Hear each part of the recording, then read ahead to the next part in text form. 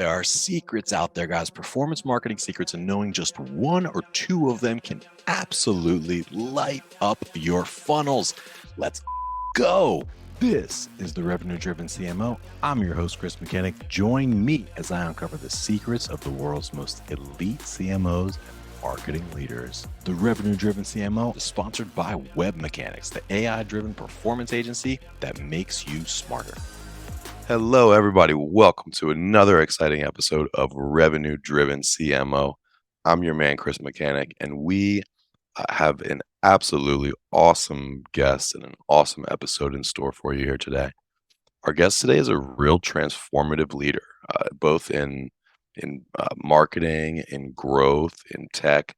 He's built a track record of scaling multi-billion-dollar businesses by building best-in-class go-to-market or GTM functions at both established and young hyper-growth companies, including Facebook, PayPal, Bluevine, and most recently Dashlane. Where he's CMO currently. Dashlane, if you don't know, is a leading password management platform serving over 18 million consumers, 22,000 businesses across 185 countries. And in his role now, he heads up the global marketing and communications to support the rapid growth as the leading credential management platform in the country. Ladies and gentlemen, welcome Mr. Dhiraj Kumar to the show. How are you, Dhiraj? I'm doing great. Well, thanks for inviting me. Great to be here. Absolutely. I'm excited to speak with you. You know how we like to roll. We like to lead with value, and we're all about secrets. So why don't you tell everybody listening, what has been one of your biggest and best kept secrets to the success that you have been able to achieve in the marketing landscape? Yeah. So for me, the biggest secret to success in marketing has been paying attention. I'm going to borrow a great story from Tony Fadell, who's the revered product designer at Apple. He kind of created the iPod and the iPhone. And the story said, he talks about a scene in the movie Blues Brothers where John Belushi and, goes to Dan Aykroyd's apartment for the first time in Chicago, and he enters it, and this is a small, crampy place, and there's a train track 3 feet away, and he sits down on the bed. A train can passes by, the entire apartment rattles, and John says to Dan, it's like, how often does that happen? And Dan said, well, so often I don't even notice. And something falls off the wall. And kind of reminds us that we all sort of creatures of habit. We get used to things around us, and that's a great thing, because it allows you to kind of focus on a thing that are changing in the world. But it also means you get blind. So I think a marketer's job, in my mind, is to draw down those blinders and see the obvious. So see the minutiae of customer behavior, because that's where great insights come from. Yeah. So I'll take a kind of example from just Dashlane. We were recently launching a video campaign, targeting IT admins. We're trying to educate them about Dashlane and a unique approach to security. You want to tell them we're not there. Why we are better? Because employees love us. We're simple to use, simple to deploy. And we are the most secure and private. And oh, by the way, we got to make the IT admin the hero, because they're the one who's buying this product. And so when you wrote the brief, and I'm sure many of us have gone through these briefs, and the creative team looked at it and saying, well, how do I communicate that in 15 seconds and still be compelling and engaging and break through? Yeah. And we went through a couple of iterations, and nothing was landing. So we paused and we said, well, let's draw down the blinders and just sort of really pay attention to what is it that we do that creates that magic moment for these guys. Mm-hmm. And, after a couple of conversations, we autofill passwords. Okay. Yeah. And when you autofill password, it makes it easy, because it just automatically fills the password. You can make complicated password. You don't have to remember. It makes you secure. Blah, blah, Right. Blah. So, and so we created a character called Autofill, OTTOPHIL, and built a story around him and made him the hero. And it came out great. We just launched the campaign. It's beating all the YouTube benchmarks. So to close it, I would say the secret is paying attention, and that has worked very well for me. Yeah, and it's, I think it's naturally difficult. And when I say naturally, I mean like at the human psyche level, because when you go back to your example with the Bellucci brothers, like our brains are made to block things out that are minutia, right? And the reason is because our brains don't have the bandwidth to pay attention to everything, right? And so Exactly. that's a survivalist characteristic of what happens with our brain. And that's why, like when you're driving, there's so many things to pay attention to. If you were paying attention to all of them, you would crash, right? Um, Exactly. so this is something where our brains are literally wired to start ignoring things that we see every single day.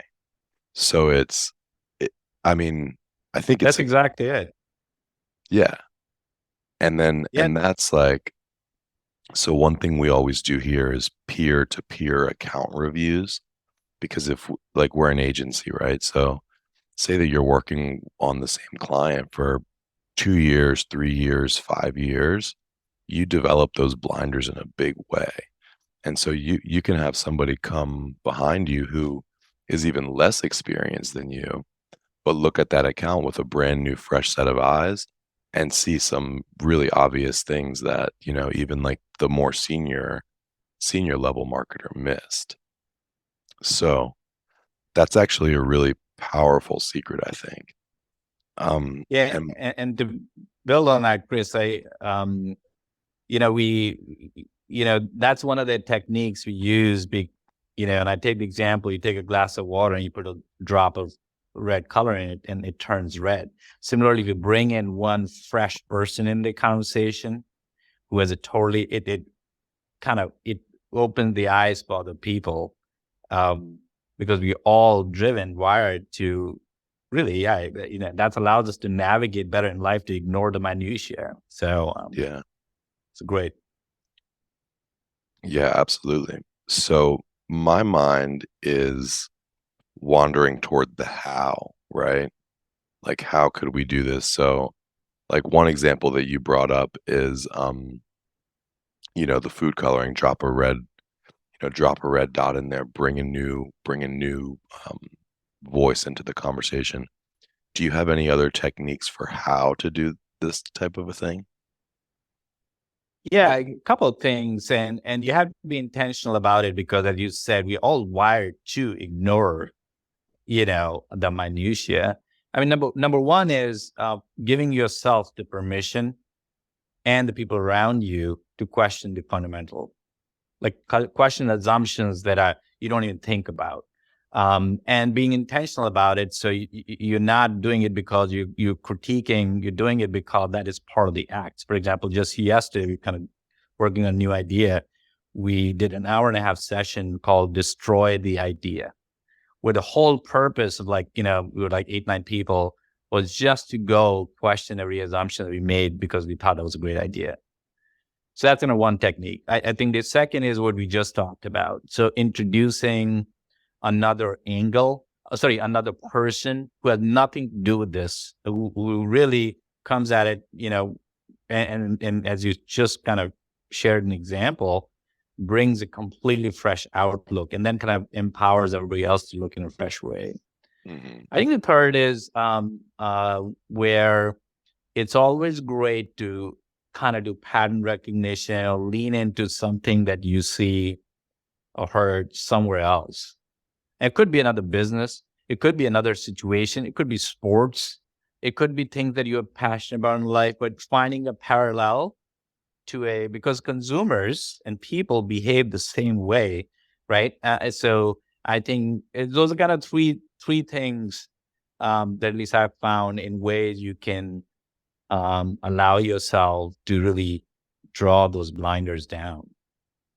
Yeah, absolutely. And I think so at Dashlane, it sounds like you have these processes and these rituals, almost like the destroy the idea ritual, which I think is a really cool thing, baked in. And we have some of these baked in too in web mechanics, like in the form of the peer-to-peer account reviews. But one thing for folks listening, you know, I think it's difficult sometimes to ask for feedback, especially if it's something you've been working on for a long time. But the longer you've been working on something, perhaps the harder it is to ask for feedback. But I think just like, going to a colleague, a peer, and just saying, "Hey, could you like just come give me a sanity check on this? Like, just come look at this thing that I'm working on and give me a few thoughts and ideas."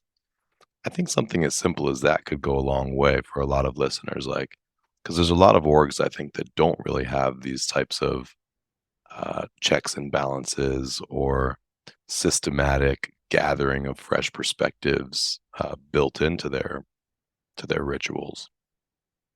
So I think the point of that is basically just ask for feedback, ask for Yeah. somebody to come and destroy your idea, which is a hard Yeah. thing to do. Yeah. It hurts the ego. Well, but I think what you just said is so important, which is being intentional about it.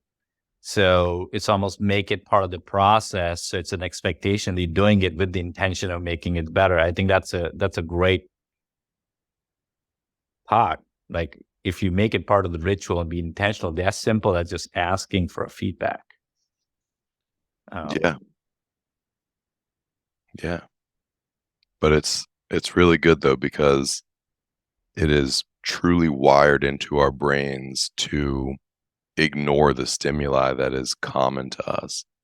And that's what we call, like, what you ever hear people say, "Oh, I'm too close to it. I'm getting too close to it."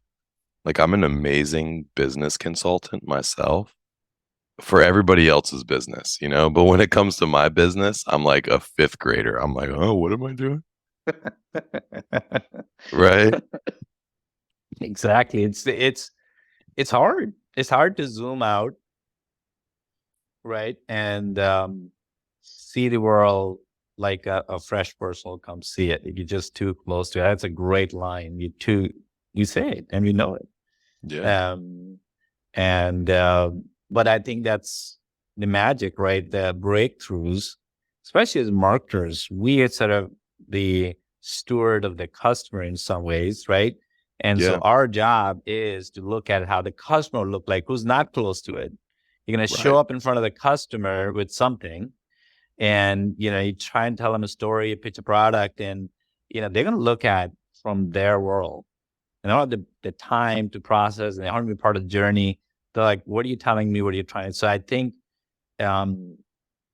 part of that is how do you put yourself in the shoes of the customer and separate some distance between you, the developer of this idea or the story, and then look at. So we apply that to a lot of different things, not just obviously a creative, but we apply that to how do we think of CTAs on their website? How do you think about that first 24 hours after the customer starts with the product, and it works? Yeah, that makes a lot of sense. And it reminds me of another thing that I've been thinking about lately, which is related, I think, but a little bit different, which comes down to the idea of simplicity. Like, I think simplicity and clarity and brevity is like a marketing superpower, you know? And I come from a background of SEO and copywriting, like, and I still love writing copy to this day. But I can always tell that I'm too close to something when my copy becomes like too long, right? Like when my copy starts getting too long and I'm starting Yep. to try to explain everything, it sounds a lot like what was happening with autofill, like before you invented autofill. Um, that's a telltale sign. Like if it's too long, it's too confusing. You need to, uh, I think it starts with paying attention to the detail and really kind of crystallizing it down to its core elements, and then clarify and simplify the message. Yeah.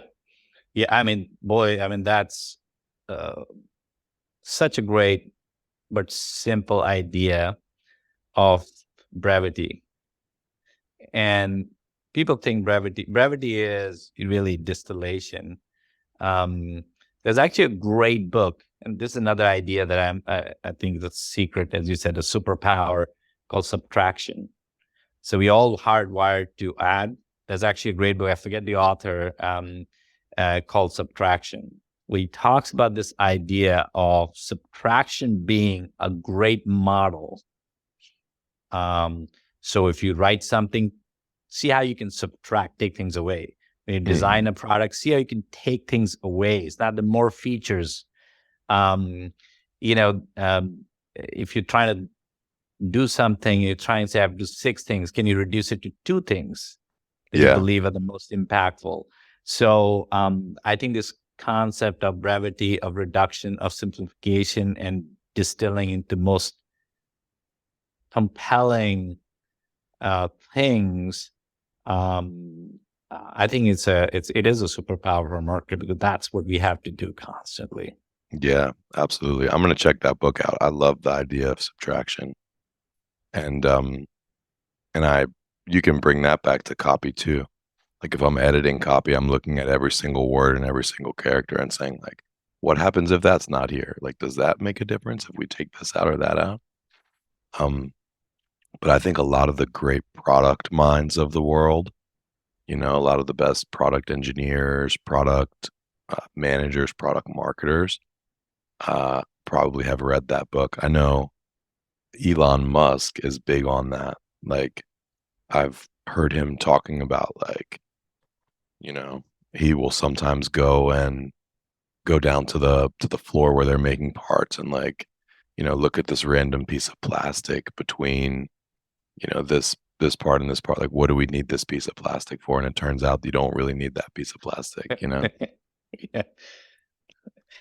Yeah, So no, I mean, exactly. I think the great designers, great customer thinkers tend to question every piece. Like, do you really need it? Did you get down to where you cannot remove anything else? That's when you have the magic. And it's not easy to do. As you said earlier, when you're too close to it, you're like, but this is important too, but we're not telling this, or, I think the customer also needs this. And so really building a hierarchy in your mind. What is the most important thing? And that they care about, what's the most important thing to deliver value. And doing that iterative exercise is a powerful thing. I love it, Dhiraj. Well, I want to talk about one other thing real quick, and then we will get into Dashlane. Well, actually, no, we can get into Dashlane sooner. But you've inspired me, though. You really have. I think that you're a really impressive marketer and also a really impressive leader. And I love this concept of taking the blinders off, pay attention, and then crystallize it down and keep it as simple as possible, but not simpler. I think that's a quote I heard somewhere. It might be Thomas Edison or something. Well, thank you. I think you had some great ideas. I think we all kind of, as compatriot marketers, appreciate the value of it. So I'm sure I'm not the first person saying that.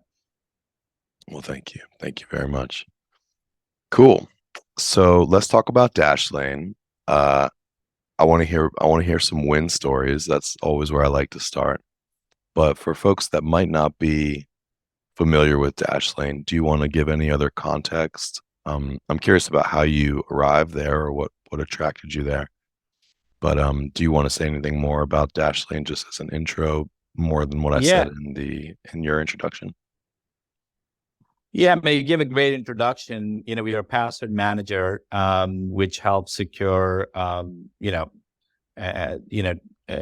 20 million consumers, 22,000 businesses. The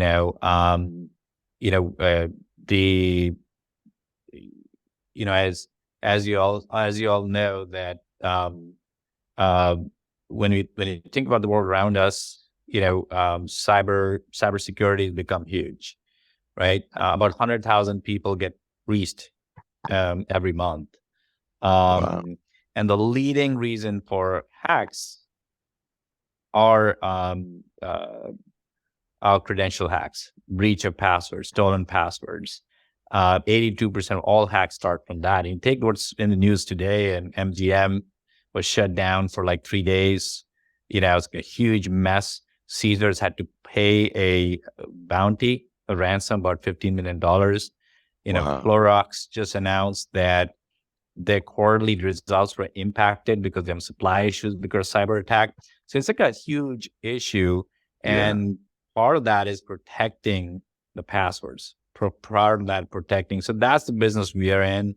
It impacts every consumer. It impacts every business. So I came in about 2 years ago. My journey has always been growth and tech, as you said. I'd love to be the cutting edge, whether it's digital media, digital payments, or now cybersecurity, because it kind of challenges you to kind of solve problems that haven't been solved before. So been on this journey of kind of telling that story and educating both businesses and consumers about us, our unique approach to security, and how we can help them make themselves more secure in this world.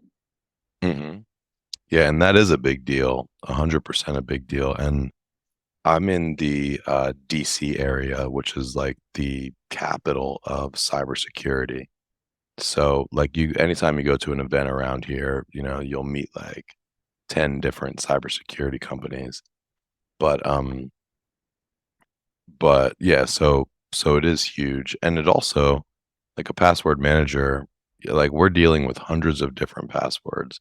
And I know one of the best practices is to, have it sort of encrypted, like uppercase letter, lowercase letter, number, symbol, at least 8 characters, and unique from one to the other. So even beyond breaches, just like managing passwords in a way that's secure. And not to mention, you're supposed to update them periodically, Well, So, we talked a little bit about the human brain. Our brain is not wired to remember complicated string of characters and right. numbers. And so, but the way this is a 50-year-old technology, it's all essential. The whole thing is you kind of have these passwords that you have to remember. And most humans can. So they have to use password to make simpler password that can be breached. And that's what these hackers take advantage of. So that's where a password manager takes all of that, makes it easy, right? Because we actually allow you to create very complicated password that cannot be hacked. But now you don't have to remember it because we'll fill it for you, right? Yeah.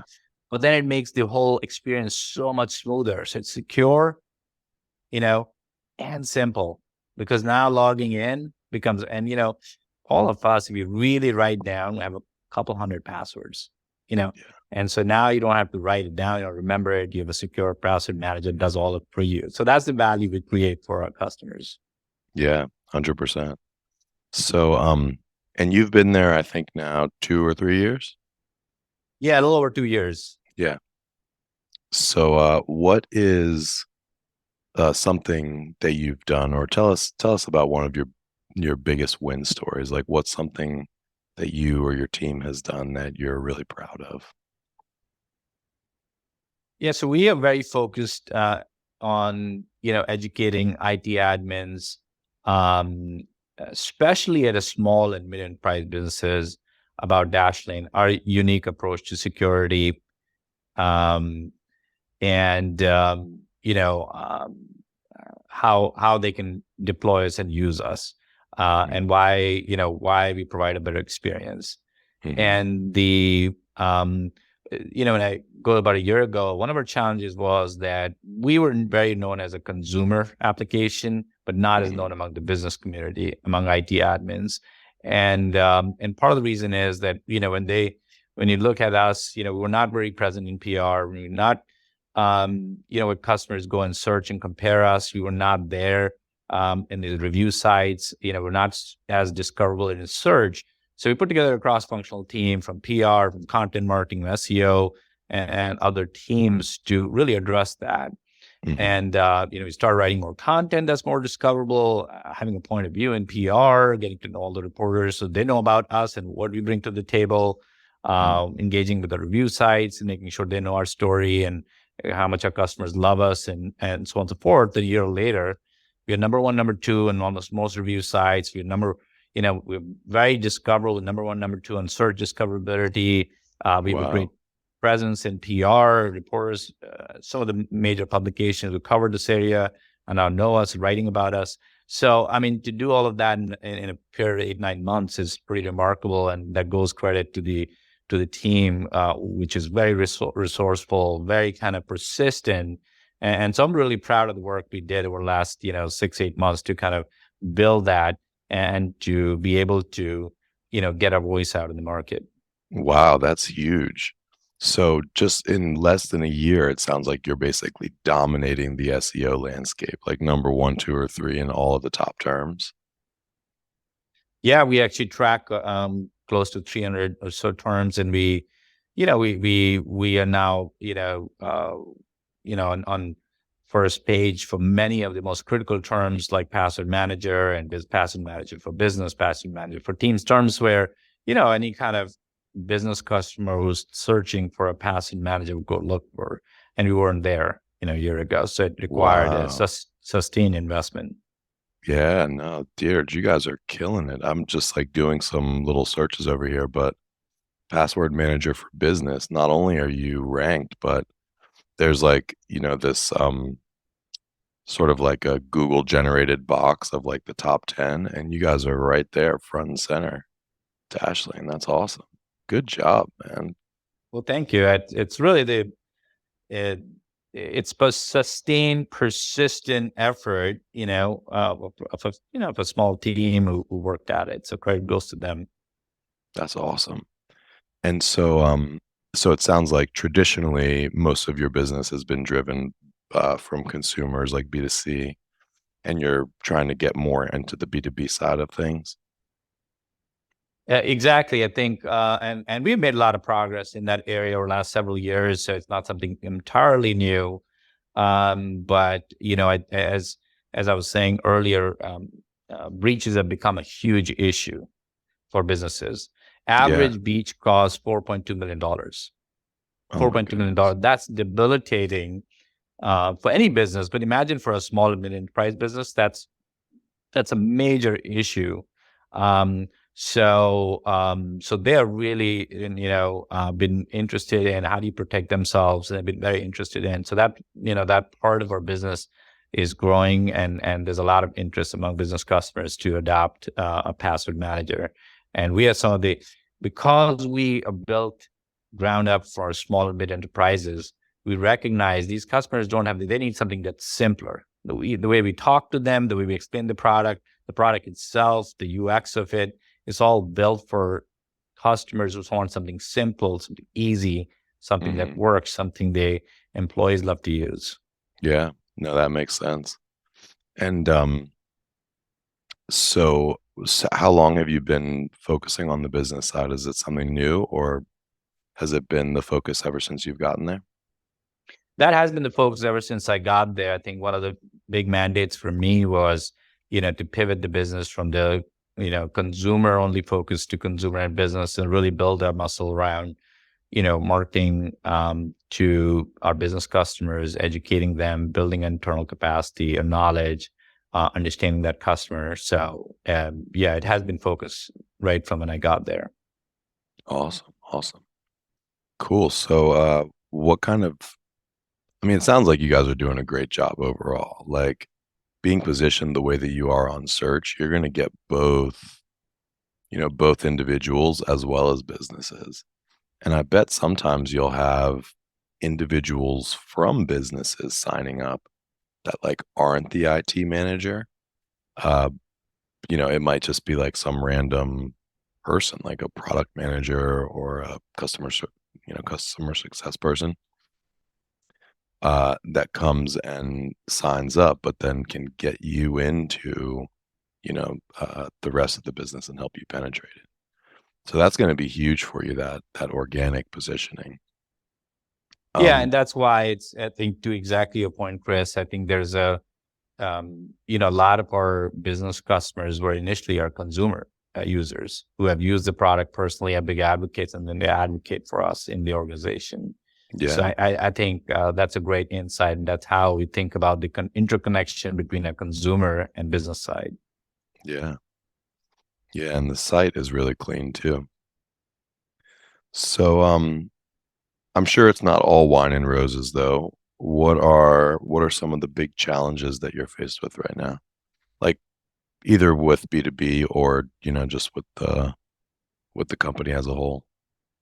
Yeah, by no means. As you know, and running any business, the journey is never done. There's so much more to tackle. So I think what we are focused in now is how do you break through, especially with the business customers, in a macro environment where business customers are becoming more discerning about where to spend the money. And so you have to constantly evolve, as a marketing team in terms of finding new ways of reaching these customers and finding new ways of engaging them and telling them a story that's fresh and different. So you get their attention. So I think that's what we've focused on. So, we're doing a couple of interesting things. I'll take one example. We will soon be releasing a global password health report, which is based on a feature we provide our customers, every consumer and business, called Password Health, where they can understand what is the health of passwords, and understand what the weakness is, because we all tend to use compromised passwords, reuse passwords, weak passwords. And so this feature allows these customers to quickly understand, like how many reused compromised password do you have and what do you need to do to fix it. So you've taken that, aggregated the data, and produce a global password health report, which gives you a sense of, at the country level, at the region level, because you're a global company, what does password health looks like? How's trends, password health changing? What we're seeing in those trends, and then also providing pragmatic advice. How do you improve the password health?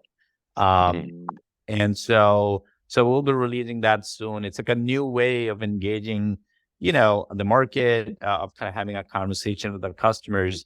Because in the end, protecting those passwords and improving that health is core to protecting your company and your business and your employees. So those are kind of things we are focusing right now. How do I find new ways of engaging our business customers and telling a unique story? Yeah, no, that's always a challenge. And your top channels right now, I know you said search is big. What are the other like existing channels that you're having success with right now? Yeah, so obviously, search is big. We do also show up on, as I said, we're investing in video, digital video in particular. I think that's a great way to reach and explain a story in a short burst. We also launching webinar. In fact, our first webinar is on October 5th. We're going to talk about compliance. We're developing that channel. That's a great way to engage our customers, where we are kind of giving back and educating them. We are so those are a couple of channel communities and other things. So we're very active on Reddit. We believe, there's a great element. IT admins are very communal community, which help each other. And so we kind of participating in building that community, not just engaging with us, but helping that community interact with each other. So those are a couple of other ways in which we both engaging and reaching our customers. And you mentioned affiliate. Is that a big channel for you? It is, yes. Affiliate is always, I think we recognize that our business decision makers go to a variety of different places to get advice, to find, who's the, how do you compare different kind of solutions? And so we are very actively engaged with our affiliate community and those channels and being present there. Our philosophy is we want to be present with our customers, meet the customer where they are, So we clearly recognize that is a place we want to be and we should be at. Yeah, that's interesting. I think that we haven't published it yet, but I had Christy Garcia on earlier this week, and she is the CMO at impact.com. Mm-hmm. And Impact basically is a SaaS, which you manage your affiliate marketing on.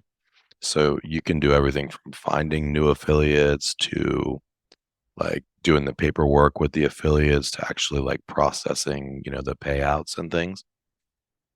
Um, and her talk was that basically like, because affiliate traditionally has been more of a B2C thing, like you see a lot of insurance companies, a lot of financial services uh, that have big affiliate programs, but you don't really tend to see it that much with B2Bs. So her topic was all about like, hey, now is the time for B2B affiliate marketing. But even more so than that, she was talking about influencers and creators, uh, which is like, when I asked her, like, hey, what's big, what's coming next at Impact? She said, hey, we're really doing this B2B influencer marketing thing, which is very similar to affiliate marketing, but I think That's right. a little bit different in that, like, influencers tend to like have a camera in their face, like they're on Insta, like you can see them, you know who they are. Affiliate could be some guy in the basement, with a niche website that he buys Google ads for, Right. But also affiliate is 100% like outcomes based. Like the only way to make money is to, actually Yeah, you get the deliver. lead or deliver the Yep. thing. Whereas influencers a lot of times tend to prefer getting paid like by the video or by the post, That's right. and maybe a little bonus for, for a transaction. But anyway, I don't know how how deep you are into that, but are you doing anything on the with like Right. B2B influencers? Yeah, I mean, we that's an area we continue to test, and I think we're certainly doing a lot more what I would say editorial content. Um, you know, where um, because one of the things we recognize when we think about the business customer, they unlike an Instagram video, they want to understand what is sort of your solution, how you different, how secure you are, how do you protect ourselves, what kind of policy do we have in the organization.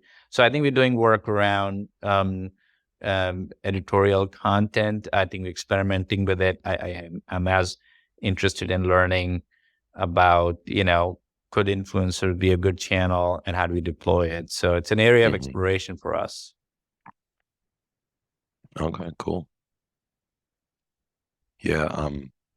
And I've never personally seen any influencers like in the, IT or CISO space, but I bet they exist. I mean, I've never really looked for them either, I'm but sure they. yeah, I bet they exist. And I bet, like, I hear you to your point. You're like, hey, they don't want just like a pretty girl with a camera in her face, like saying, ha ha ha, you got to buy this insurance. Um, but I imagine that if there are IT influencers out there, they probably are, looking at those things like, hey, how secure is this? How easy is it to deploy? How easy is it to manage? Things like that. I'll keep my eye out. Now that we're Sounds talking, sound, sounds good. now that we're talking about it, I'm sure that it'll show up in my feed soon because Facebook is listening. That's right. That's right. Sounds um, good. cool. Well, let's talk about the future a little bit. You'd already alluded to a few of your initiatives, like the Global Password Report or the Password Health Report. We talked a little bit about affiliate stuff. What else is on the agenda at Dashlane? Like, what are you guys excited about? What are you investing in? What are you prioritizing for the coming quarters? Yeah. So when we look to the future, one of the areas we focused on is our investment in passwordless login. So we're in the midst of a major transition from passwords to consumers and employees accessing applications and things in the cloud and online without a password. As you talk, password is a 50-year-old technology, but has a lot of problems, right? You got to remember them, you got to save them, you forget them, they get stolen, they get phished, and that's what causes majority of all breaches. And it has, every breach is about $4.2 million on an average, and just debilitating for a small and mid enterprise. We talked a little bit about, just see the news in the market in the last 2 weeks, and it has an impact not just on the dollars, but it just shuts down your operation. It can impact your brand reputation, your relationship with customers. Um, so, uh, so we're transitioning to a new technology called passkeys, and passkeys is a new passwordless technology that's being developed. The easiest way to describe it is, imagine if you go to a bank and if you have used the vault, you have a key, and your banker has the key, and you need both keys to open the vault. It's like that. But the beauty of it is, one of the keys is essentially your device, your mobile phone. And so you don't need to remember anything. So it makes it super easy to log in, cannot be phished, nobody can steal it. And so they're not only a much greater secure, but it also improves access. But it's a major transition on the same scale of movement to electric cars, movement to digital payments. So it'll take time. The good news is that 3 of the major platforms, Apple, Google, and Microsoft, are behind it. And we as a password manager are behind it. I'm leading that effort. We are all part of the FIDO Industry Alliance, and on the board of it, and partnering together to usher in the passwordless future. So we are very focused on how to educate both business customers and consumers about this new capability. And you'll hear more about it from all these players and in the industry. How do you drive adoption? How do you help customers? How do you partner with other players in the industry to design experience that's easy? So that's a big area of focus for us when you look to the next year. Interesting. So how does it work exactly? So it sounds almost like 2FA, like two-factor auth, where you type in a password and then it's like, hey, we just sent you a code to your phone. But is that sort of what it's like? Or if your mobile phone is one of the keys, what's the other one? Yeah, no, it's actually way simpler than that. You create, and if you search online, you can go on our site or other sites. You create, instead of a password, you create a passkey and gets stored in your phone, and the other one gets stored at the whether it's Google or Amazon on the other side on their servers, right? And that's it. And once you create a passkey, and you save it, next time it's like biometrics. Once you use your Face ID to enter the phone, automatically you get authenticated for that application because the key is stored in your phone. So it's almost like experiencing not having any password, not having to ever log in. Okay, I still don't get it. But that would work so once I have the key set up on Google and on my phone, then that works in the Google ecosphere. But what about if I want to log into something that's not Google, like, whatever else Right. tool? And that's where password managers like us come into play, right? So like we manage passwords for you, we'll be managing passkeys for you, where, cross device, you created a passkey on your mobile phone, on your Apple, and then you want to use it, log in the same application somewhere in your Chrome browser. we'll make it all easy for you. Mhm. So you don't have to worry about that. The beauty of that is there's no kind of passwords to remember. Mhm. So nobody can steal a password from you. Nobody can phish a password from you. And it's really the encryption of the device itself that kind of creates the key. I see.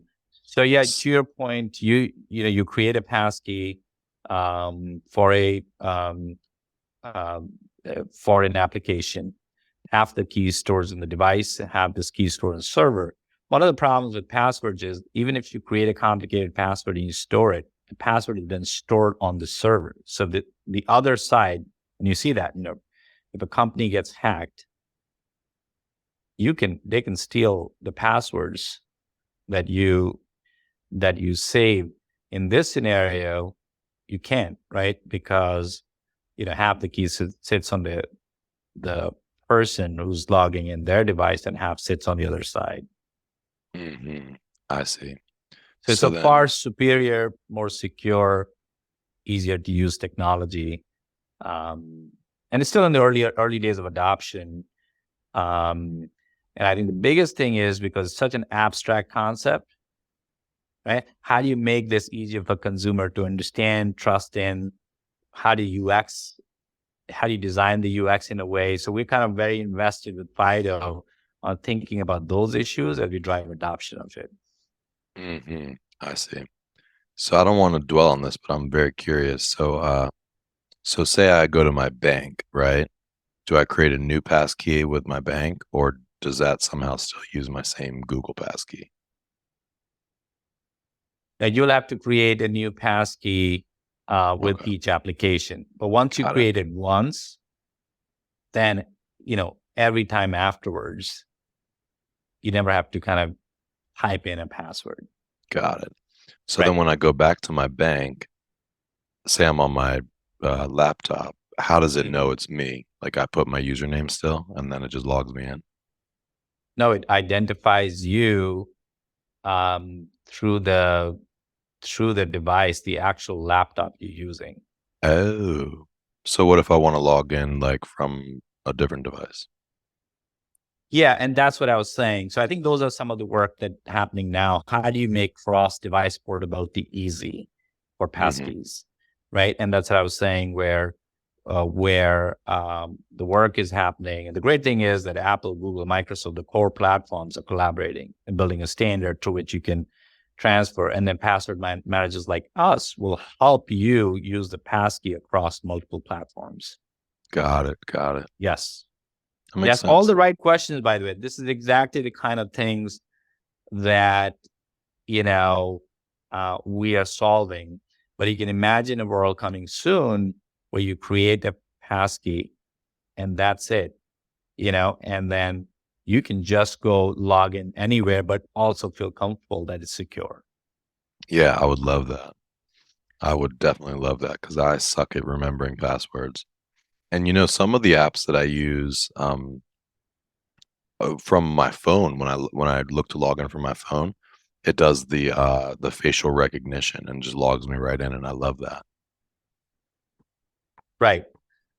You and me and everybody else, nobody likes passwords, but we're used to it.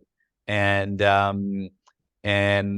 think this is a huge impact for businesses, of course, consumers, right? We use it probably 30 times a day. We log into things, but it's also a great impact for the businesses because not only it makes them secure, but imagine how much of business is lost because of login issues, right? Yeah, If you're an e-commerce site, you lose a lot of business because people forget their password, they don't log in, they don't transact, or they don't use your product. yeah. And so it has a huge upside in terms of revenue generation, customer experience, customer usage. Do you want me to show you something really quick that Yeah. I'm sure you'll appreciate? So I'm at Whole Foods the other day, and hopefully the producers can cut this in. I'm at Whole Foods. Oh, sorry. And I'm checking out, and I see that right. Pay with your palm, get started. Oh my God. I thought it was a joke. I thought I was like getting punked or something. But no, pay with your palm is Amazon's new thing. Well, but you can kind of see how much pain we suffer through in that simple act that we do every day, which is around logging in or paying. And so Passkey is not just for logging in. I mean, banking, payments, healthcare. There's a lot of applications. It's like a foundation. That's why there's a major migration in terms of how we conduct our daily lives and just taking the load off. Imagine if you can take the load off of logging in, authenticating yourself, whether you're paying, whether you're going to a hospital, whether you are logging into application. Yeah, that'll be a tremendous experience. So that's what we focused on, leading that effort. There's a lot more education to be done. There's a lot more work to be done. How you design this experience so people can trust it, understand it. Yeah. Yeah, it's exciting times, man. It really is. Well, I could talk with you for hours. This has been a lot of fun. I know you probably have to move on with your day here, and as do I, and everybody listening, I'm sure. Let's do the lightning round. Let's do it. All right. Question number 1. If you were to start a side hustle, what side hustle would that be? You know, this probably comes from the left field, but I love theater. It's just such a great art form, live, immediate audience response, audio visual. And I did some community theater a long time ago, and I really loved it. Behind the scenes, I'm not an actor. Behind the scene, helping the director orchestrate it. It's like kind of running a business. I loved all of it to kind of help put together a final product, which people love, and you can see that reaction. So if I had the time, I would love to go back and do community theater. Oh, that's a good one. I like that. Yeah, I need to get back to the theater more. I like theater too. Yeah, and you make great people and great friends. So Yeah, that's a side benefit. Yeah. All right, cool. Top 3 books, authors, influencers, podcasts. It could be really, anything that has impacted you, either career-wise or just in your life. Yeah, I love history, not just history of, empires and people, but history of diseases, history of money, history of ideas. So I feel like everything we have today is rooted in history. So I'll kind of name 2 podcasts in a book. The first podcast is it's called The History of Rome by Mike Duncan. Mike is just an amazing narrator and walks you through the kaleidoscope of Roman history, and tells just an amazing story about all the bits and pieces of that history, the characters, the great wars, the lessons learned, society and culture. So I would highly recommend that. There's another podcast called History of Ideas by David Runciman. He's a British academic, and he covers the most transformative ideas of the last 300 years, from Hobbes to Gandhi. Oh, wow. And again, and he does a great job, an hour each, kind of deconstructing and kind of explaining these kind of transformative ideas and the impact they had. So that's another great podcast. And then a book, which I recently read, Emperor of Maladies by Siddharth Mukherjee. It's about cancer and the history of cancer. And it's a hard and dry subject. And he does just a tremendous job of narrating a story of both the trials and tribulations of our fight against cancer, how we almost thought we have a cure and we not, and the progress we made, the last 150 years and more recently, and just kind of about biology and about human bodies. So that's another great book, which I loved it. So I'll recommend readers to read that. Okay, cool. Yeah, I might check that one out. All right, number 3 is, how do you avoid burnout, and how do you help your team to do the same? For me, a lot of the burnout is because of context switching. You have to kind of cover such a wide variety of topics in the average day. So I always find, for me, it's finding a break from work and doing something totally different. For me, that's sports. I play paddle during the winter. I play tennis and play golf during the summer. Just getting away and hanging out with friends and, playing sports is a good way for me to kind of avoid burnout. And for our team, we have a strict no weekend email policy. We tend to not communicate and email folks, and that gives them a nice break, to away from work, to friends and family, to relax with things you want to do.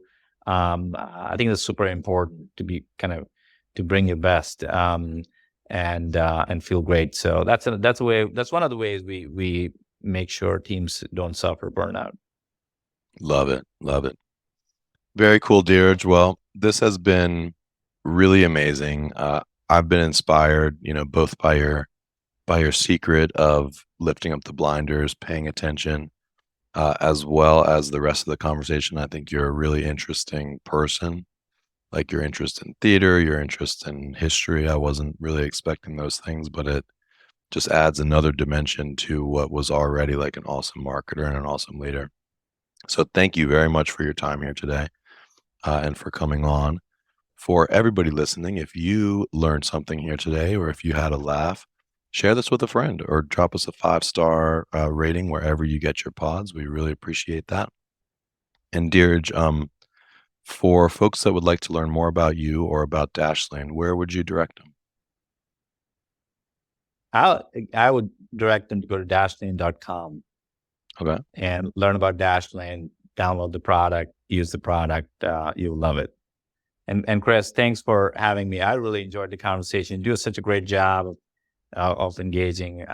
I've listened to many of your podcasts, enjoyed them. So thank you again for having me at the podcast. Absolutely. Yeah, thank you. Stay on the line for one quick second. We'll wrap up. But for everybody else, that was another exciting episode of Revenue Driven CMO, and we will see you next time. And that's a wrap. Thanks for joining us here today. For show notes and other episodes, visit us at revenuedrivencmo.com. That's revenuedrivencmo.com. And hey, exclusive for listeners of this podcast, Web Mechanics will do 10 to 20 hours of work for you for free. Literally no sales calls, no BS. Just give them a problem and they will put a team to work for you for free for 10 to 20 hours. Even if you're already a client. If you're struggling with demand gen, lead gen, SEO, SEM, Google ads, LinkedIn ads, conversion optimization, if you can't get Facebook or Meta ads to work for the life of you, or you can't figure out attribution, Web Mechanics will take a good hard look at whatever problem you give them, whatever programs you put in front of them, and they will give you an objective, informed opinion, plus some advice from 10 to 20 hours of senior level attention. And that's just because you're a listener of this podcast. So I would suggest take them up on this offer. It's ridiculous. Go to revenuedrivencmo.com/free, fill out the 2-minute form, and you will not regret it. Literally zero downside, unlimited potential for growth. So do yourself a favor, revenuedrivencmo.com/free, no hyphens, no punctuations. You will be happy about that decision.